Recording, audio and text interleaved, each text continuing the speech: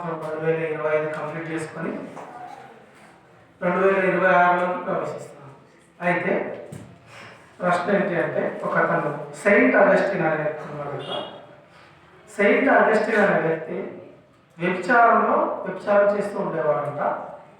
చాలా గొప్ప వ్యక్తి. వ్యభిచారం చేస్తూ ఉన్నప్పుడు వాళ్ళ తల్లి చాలా ప్రార్థన పరురాలు, వాళ్ళ అమ్మ చాలా ప్రార్థన పరురాలు. అయితే మనోడు చెడిపోతా ఉన్నాడు. సెయింట్ అగస్టిన్ అనే వ్యక్తి చెడిపోతా ఉన్నాడు. వాళ్ళ అమ్మ మాత్రం భారంగా కన్నీటితో ప్రార్థన చేసింది, చాలా భారంతో ప్రార్థన చేసింది. అయితే దేవుడు ఆమె ప్రార్థన విని సెయింట్ అగస్టిన్ని రక్షించిన తర్వాత అయితే ఒకరోజు వీధిలో నడుచుకుంటా వెళ్తా ఉన్నాడు. ఎవరు? సెయింట్ అగస్టిన్ అనే వ్యక్తి వీధిలో నడుచుకుంటా వెళ్తే, ఇతను ఇంతకుముందు వ్యభిచారం చేసేవాడు కదా. అయితే ఇతను రక్షించబడ్డాడన్న సత్యం వాళ్ళకి తెలియదు. అయితే ఒక అమ్మాయి ఇలా పిలుచుకున్నాడు, సెయింట్ అగస్టిన్ నేనే, ఏంటి ఈ మధ్యలో రావట్లేదు? ఎందుకంటే పాత జీవితం అదే కదా తంది. అయితే సెయింట్ అగస్టిన్ చూసి వెళ్ళిపోయాడు. గమనించి వస్తూ చూడనట్టు వెళ్ళిపోయాడు. అయితే ఇంకొంచెం దగ్గరికి సెయింట్ అగస్టిన్ ఏంటి అలా వెళ్ళిపోతున్నావు అని అన్నాడు. ఆయన మళ్ళొకసారి చూడనట్టు గమనించినట్టు వెళ్ళిపోయాడు. అయితే దగ్గరికి వెళ్ళి ఇట్లా భుజం మీద తట్టి, సెయింట్ అగస్టిన్ మర్చిపోయావా నేను అని అంటే, ఆ సెయింట్ అగస్టిన్ చెప్తా వచ్చినాడంట, పాత సెయింట్ అగస్టిన్ చనిపోయినాడు, ఇప్పుడు నేను రక్షించబడ్డాను, నేను కొత్త సెయింట్ అగస్టిన్, నా బ్రతుకు మారింది అని చెప్పినాడు.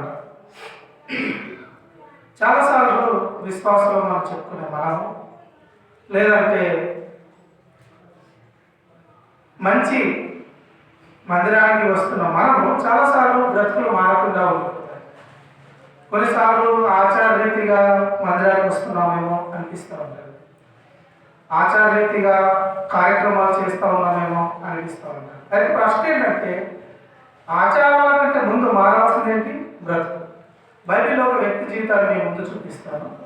అతను చాలా ప్రత్యేకమైన వాడు. యేసుక్రీస్తు ప్రభువారి 12 మంది శిష్యులు, 12 మంది శిష్యులలో ఈయన చాలా ప్రత్యేకమైన వాడు. ఎవరు ఈయన అంటే, ఈయన పేతురు. ఎవరు? ఈరోజు పేతురు జీవితాన్ని మేము ముందు పెట్టి అతని జీవితంలో నుంచి కొన్ని విషయాలు నేర్చుకొని ఈ సంవత్సరం అంతా దేవుడు కాపాడినాడు. అయితే ఇంకొక కొద్ది రోజుల్లో కొత్త సంవత్సరానికి వెళ్ళబోతున్నాం. అయితే ఈరోజు దేవుడు నీతో నాతో పేతురు జీవితం ద్వారా మాట్లాడాలనుకుంటున్నాను. అయితే పేతురు చాలా ప్రత్యేకమైన వాడు. పేతురు అనే పేరుకి అర్థం ఏంటి? రాయి, బండ, బండోడ, అంతేనా? రాయి. అయితే ఒకసారి మత్తయి సువార్త 4:18 చదవండి. దేవుడు పేతురును మొదటిసారి చేపలు పట్టేటప్పుడు పిలిచినాడు. ఎప్పుడు? చేపలు పట్టేటప్పుడు. మత్తయి సువార్త 4:18 అందరూ కలిసి మీకు, లేదంటే ఎవరైనా ఒకరు స్పష్టంగా వినిపించారు. మత్తయి 4:18.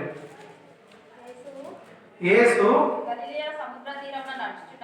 గలిలయ సముద్ర తీరంలో నడుచుండగా పేతురు అనబడిన సీమోను, అతని సహోదరుడైన ఆంద్రయ, ఇద్దరు సహోదరులు వలవేట చూచెను, వారు జాలరు. అయితే మొట్టమొదటిగా పేతురుని ఎప్పుడు పిలిచినాడు దేవుడు? చేపలు వల ఎప్పుడు వేస్తాం? చేపలు పట్టేటప్పుడు. సో మొట్టమొదటి పిలుపు పేతురు. అయితే దాని తర్వాత పేతురుకి వాళ్ళ అత్తను స్వస్థపరుస్తాడు. 8:15. ఒకసారి చదవండి. పేతురు చాలా ప్రత్యేకమైన వాడు శిష్యులందరిలోకి. 15. చేయి ముట్టగా జ్వరం ఆమెను విడిచెను, అంతటా ఆమెను లేచి ఆయనకు ఉపచారం చేయసాగెను. అయితే మొట్టమొదటిగా దేవుడు పేతురు పిలిచినాడు. రెండవదిగా ఈయన ప్రత్యేకమైన, ఎందుకంటే ఇంకా కొన్ని క్వాలిటీస్ చెప్తా. మొట్టమొదటిగా ఎప్పుడు పిలిచిండు? చేపలు పట్టేటప్పుడు. అదే మీరు లూకా సువార్త 5వ అధ్యాయంలో చూస్తే ఎప్పుడు పిలుస్తాడు అని అంటే వల కడుగుతుంటే పిలుస్తాడు. ఒకసారి 5వ అధ్యాయం చూడండి. లూకా 5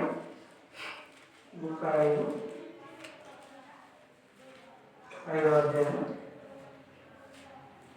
2వ వచనం. సరస్సు తీరంలోనున్న 2 దోణెలను చూచెను. జాలరులు వాటిలో నుండి దిగి తమ వలలు కడుగుచుండిరి. ఏం చేస్తారు? వలలు కడుగుచుండిరి. ఎప్పుడు కడుగుతారు వాళ్ళు? చేపలు పట్టి అంత పని అయిపోయినాక కడుగుతారు. మొదటిసారి ఏమో మత్తయి సువార్త 4వ అధ్యాయంలో చేపలు పట్టేటప్పుడు పిలిచినాడు. రెండోసారి ఎప్పుడు పిలిచినాడు? చేపలు పట్టి కడిగే టైంలో పిలిచినాడు. వల విసిరేదేమో చేపలు పట్టేటప్పుడు, వల కడిగేదేమో ఎప్పుడు? చేపలు పట్టిన తర్వాత వల కడుగుతారు. అయితే పేతురు శిష్యులందరిలో కల్లా పేతురుకి చాలా అనుభవాలు ఉన్నాయి. పేతురు చాలా ప్రత్యేకమైన వాడు. ఎందుకు అనంటే శిష్యులందరిలో కల్లా ఎవరికి లేని అనుభవం ఒక అనుభవం పేతురుకు. ఏంటి? నీళ్ళ మీద నడిచిన అనుభవం. అవునా కాదు? శిష్యులు ఉన్న 12 మందిలో ఏ ఒక్కరు నీళ్ళ మీద నడవలేదు. అదేంటన్నా మునిగిపోయాడు కదా? ఓకే, మునిగిపోయినాడు. కానీ 2 అడుగులైతే నడిచింది కదా. ప్రపంచంలో భూమి మీద నీళ్ళ మీద నడిచిన 2 అడుగులు లేదా 3 అడుగులు నడిచిన మనిషి యేసుక్రీస్తు ప్రభు మానవుడు కాకుండా, దేవుడు కాకుండా ఎవరైనా ఉన్నారంటే ఎవరు? పేతురు మాత్రమే. మరి ఇప్పుడు టెక్నాలజీ వచ్చి ఏమన్నా మారి ఏదన్నా అయితే మనం చెప్పలేం, కానీ ఇప్పటి వరకు ఆ అనుభవం పేతురుకు మాత్రమే ఉంది. రెండవగా రూపాంతర కొండ మీద పేతురు ఒక్కడే పర్వతం ఎలా ఉంటుందో చెప్తున్నాడు. రూపాంతర కొండ మీద పేతురు ఒక్కడే. దాని తర్వాత శిష్యులందరినీ దేవుడు కూర్చుని నాకు అసలు జనాలు అందరు ఏమనుకుంటారు అంటే ఏం చెప్తారు శిష్యులు? ఒక్కొక్కరు నువ్వు ఏలియావని కొందరు లేదంటే అని చెప్తా ఉంటారు శిష్యులు. కానీ నువ్వు మెస్సయ్యవి అని ఎవరు చెప్తారు? పేతురు. శిష్యులందరిలో కల్లే ఎవరి ఇంటికి యేసు ప్రభు వెళ్ళలేదు, కానీ పేతురింటికి వెళ్ళి స్వస్థపరిచినాడు. ఎవరిని? పేతురు అత్తని. అంతేకాదు కానీ ఎవరి విషయంలో దేవుడు ప్రవచనం చెప్పారు. 12 మంది శిష్యులలో ఏ శిష్యుడికి దేవుడు ప్రవచనం చెప్పారు, కానీ ఒక పేతురుకు ఒక ప్రవచనం చెప్పిండు. దేవుడే పేతురు ప్రవచనం చెప్పిండు. ఏ ప్రవచనం అది? ఓకే, ఇంకా నువ్వు కోడి కూయకంటే మునుపు 3 సార్లు అబద్ధం ఆడతావన్న ప్రవచనం పేతురుకు తప్ప ఎవరి విషయంలో చేయలేదు. దేవుడు ప్రవచించినాడు పేతురు. ఇంకా జీసస్ క్రైస్ట్ ని యేసు ప్రభువుని పట్టుకోవడానికి వచ్చినారు. యేసుమతోటనా పట్టుకోవడానికి వచ్చినప్పుడు యేసు ప్రభువుని పట్టుకుంటే అందరూ సైలెంట్ ఉన్నారు. కానీ పేతురు ఏం చేసిండు? కత్తి తీసుకొని చెవి నరుకుతాడు. అందుకనే నేను అందరిలో పేతురుకి ప్రత్యేకమైన అనుభవం ఉంది యేసుక్రీస్తు ప్రభు వారు. అంతేకాదు కానీ లూకా సువార్త, మార్కు సువార్త 5వ అధ్యాయం 37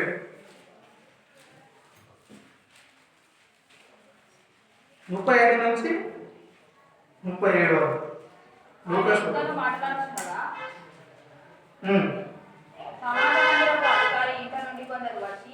నీ కుమార్తె చనిపోయినది, నీవు ఇంకా బోధకుని ఎందుకు శ్రమ పెట్టుదు అని యేసు వారు చెప్పిన మాట లక్ష్య పెట్టక భయపడకు, నమ్మిక మాత్రం ఉంచుమని సమాజ మందిరపు అధికారులతో చెప్పి పేతురు యాకోబు సహోదరులకు యోహాను అను వారిని తప్ప మరి ఎవరినైనానో తన వెంబడి రానియక. ఎంతమందిని తీసుకుపోయాడు? పేతురు, యాకోబు, యోహాను. అయితే ఇక్కడ ఒక అధికారి ఉంటాడు. అధికారి కూతురు చనిపోతుంది. మనందరికీ తెలిసిన బాగా సుపరిచితమైన ప్యాసేజ్ ఇది. అయితే ఆమె దేవుడు యేసుక్రీస్తు ప్రభువు వెళ్ళి ఈమె నిద్రించుచున్నది అని చెప్తాడు. తర్వాత ఇదంతా మనకు అయితే నేను ఇక్కడ స్ట్రెచ్ చేయాలనుకుంటుంది ఏంటి అని అంటే యేసుక్రీస్తు ప్రభువు తీసుకువెళ్ళిన శిష్యులలో స్పెషల్గా తీసుకెళ్ళిన శిష్యుల్లో 3 ఒకరెవరు? యేసుక్రీస్తు ప్రభువు చనిపోయి తిరిగి లేచిన తర్వాత మొట్టమొదటిగా మరి ఎవరికి చెప్పింది? పేతురుకి, యోహానుకి చెప్పింది. ఎవరికి? పేతురుకి, యోహానుకి చెప్పింది. అంతేకాదు కానీ యేసుక్రీస్తు ప్రభు వారు తిరిగి జన్మించి తిరిగి సమాధి మూడవ దినాలు లేచిన తర్వాత ఒక గ్రూప్ లో తోమా ఉన్నాడు. యేసుక్రీస్తు ప్రభు ప్రత్యక్షమైంది, అవునా కదా? సో అప్పుడు పేతురు చూశాడు. రెండోసారి మళ్ళా తోమా వేలు పెట్టి చూస్తా అన్నప్పుడు కూడా పేతురు చూశాడు 2 సార్లు. అయితే ఇంకో విషయం తెలుసా, సమాధి దగ్గరికి ఫస్ట్ వెళ్ళింది ఎవరు? పేతురే. సమాధి దగ్గరికి ఫస్ట్ వెళ్ళింది పేతురే. జీసస్ క్రైస్ట్ తిరిగి లేచిన తర్వాత ఫస్ట్ తెలిసింది కూడా పేతురికి, ఆ తర్వాత యోహానికి. అయితే ఇన్ని అనుభవాలు ఎవరికి ఉన్నాయి? పేతురికి ఉన్నాయి. ఇన్ని అనుభవాలు ఎవరికి ఉన్నాయి? పేతురికి ఉన్నాయి. ఏ ఒక్క శిష్యునికైనా ప్రవచనం చెప్తున్నాడా యేసుక్రీస్తు ప్రభువారు? లేదు. ఏ శిష్యునికి ప్రవచనం చెప్పలేదు. ఏ శిష్యునికి కూడా ప్రవచనం చెప్పలే. అంతేకాదు కానీ నీళ్ళ మీద నడిచిన అనుభవం ఎవరికి ఉంది? పేదలు. ఇంత స్పెషల్. అంత శిష్యుల కలే పేదలు ఎప్పుడు స్పెషలే. అంత సాయంగా 12 మంది బోట్లో ఆ పడవలో కూర్చున్నారు. ఎవరైనా నోరిస్తారా? ఎప్పుడు నడుచుకుంటూ వస్తాడు. పేదలు ఏమన్నాడు? ప్రభు నువ్వు దేవుడు అయితే ప్రతి దాంట్లో స్పెషల్ పీటర్. అయితే ఈ పీటర్ జీవితం ఫస్ట్ ఎలా ఉంది, తర్వాత ఎలా మారినాడు? ఒక వ్యక్తి విశ్వాసి అని చెప్పుకున్న నువ్వు నేను మన జీవితం ఏం కావాలి అంటే మార్పు చెందాలి. అలాగైతేనే మనము విశ్వాసులము లేదంటే దేవుని శిష్యులు అనిపించబడతాము. లేదు నేను మార్పు చెందట్లేదు అని కనుక అంటే నామకార్థకంగా మందిరానికి వస్తూ ఉన్నాం, నామకార్థకంగా ఆచార రీతిగా ఇవన్నీ పాటిస్తూ ఉన్నాం అనేది ఒకసారి ఆలోచన చేసుకోవాలి. అయితే పేతురు తన జీవితంలో ఎలా ఉంది రండి. మొట్టమొదటిగా ఆయన చదవచ్చా? అక్షరాస్యత లేనివాడు. రెండవదిగా పీటర్ ఎవరు? చేపలు అంటే జావలి, అంతేనా? మూడవదిగా మత్తయి సువార్త 26:58. మత్తయి 26:58.